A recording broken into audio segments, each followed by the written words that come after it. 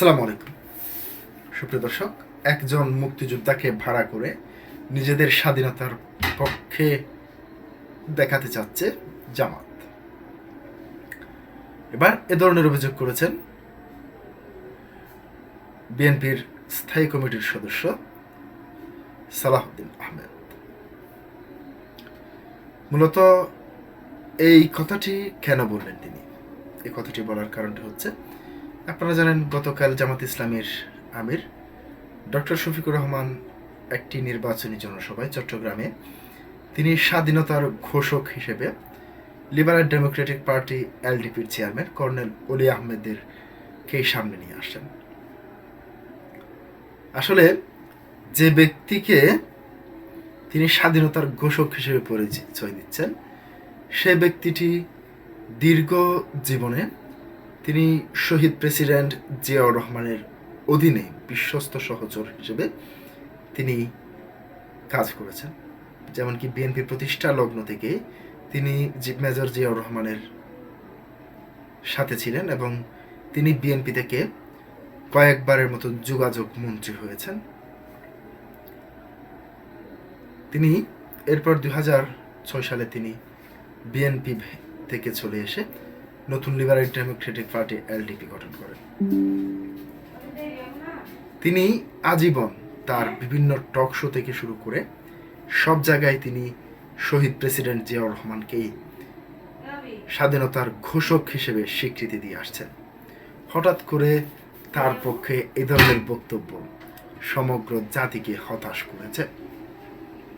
এবার কি বলতে চেয়েছেন তিনি, সেটি আপনাদের সামনে একটু তুলে ধরছি।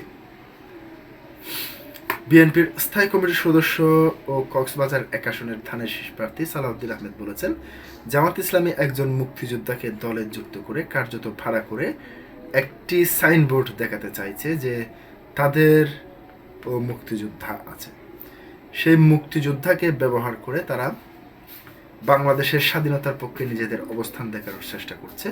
কিন্তু দেশের প্রকৃত মুক্তিযোদ্ধারা এটা কখনোই মেনে নেবে না এবং আমরা বিশ্বাস করি তারা এর বিরুদ্ধে প্রতিবাদ জানাবে। তিনি আরো বলেন, আগামীতে কোনোদিনও হয়তো এমনও শুনতে হবে জামাত ইসলামী দেশের স্বাধীনতার পক্ষে যুদ্ধ করেছিল। মঙ্গলবার দুপুরে চকরিয়ায় মাতামুহুরী সাংগঠনিক উপজেলা কোনাখালী ইউনিয়নের জঙ্গলকাটা নির্বাচনী পথসভায় সালাহউদ্দিন আহমেদ এইসব কথা বলেন। বাংলাদেশে আজ নতুন করে মুক্তিযুদ্ধের ইতিহাস বিকৃত করার একটি অপচেষ্টা চলছে দাবি করে সালাহউদ্দিন আহমেদ বলেন, বাংলাদেশে জামাত ইসলামী যারা এই দেশের স্বাধীনতার বিরোধিতা করেছিল তারা আজ মুক্তিযুদ্ধদের ইতিহাস বর্ণনা করার চেষ্টা করছে। গতকাল তাদের দলের আমির সাহেব যে বক্তব্য দিয়েছে সেখানে তিনি বাংলাদেশের স্বাধীনতার ঘোষণাকে নিয়ে বিভ্রান্তকর ও অসত্য তথ্য উপস্থাপন করেছেন। তিনি দাবি করেছেন যে শহীদ রাষ্ট্রপতি জিয়াউর রহমান স্বাধীনতার ঘোষণা দেননি, কর্নেল অলি সাহেব দিয়েছেন। তিনি বলেন, এই ধরনের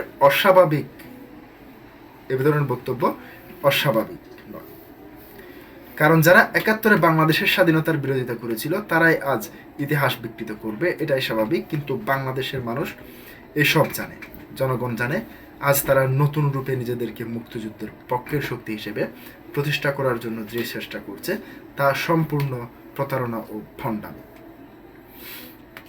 সালাহউদ্দিন আহমেদ বলেন, এই দেশের সব দেশপ্রেমিক মানুষ, স্বাধীনতার পক্ষের শক্তি, সবাই এই ইতিহাস বিকৃতির বিরুদ্ধে প্রতিবাদ এর ঝড় তুলবে। একজন রাজনৈতিক দলের কর্মী হিসেবে আমাদের দায়িত্ব হলো যারা বাংলাদেশের স্বাধীনতার ইতিহাস নিয়ে বিভ্রান্তি সৃষ্টি করতে চায়, মিথ্যা তথ্য চালাতে চায়, ইতিহাস বিকৃত করতে চায়, তাদের বিরুদ্ধে শালীন ভাষায় হলেও দৃঢ়ভাবে নিন্দা ও প্রতিবাদ জানানো। যেই দায়িত্ব থেকে আমি আজ তাদের বক্তব্যের তীব্র প্রতিবাদ জানাচ্ছি। তিনি আরো বলেন, গত কয়েকদিন আগেই তারা এদেশের নারী সমাজকে চরমভাবে অপমান করেছে। সাক্ষাৎকারে কর্মজীবী নারীদের পতিতাদের সঙ্গে তুলনা করেছে। তারা নারীদের কর্মঘণ্টা কমিয়ে দেওয়ার প্রস্তাব দিয়েছে। বাস্তবে এই প্রস্তাব নারীদের কল্যাণ নয়, এটি নারীদের কর্মসংস্থান ধ্বংস করার একটি পরিকল্পনা।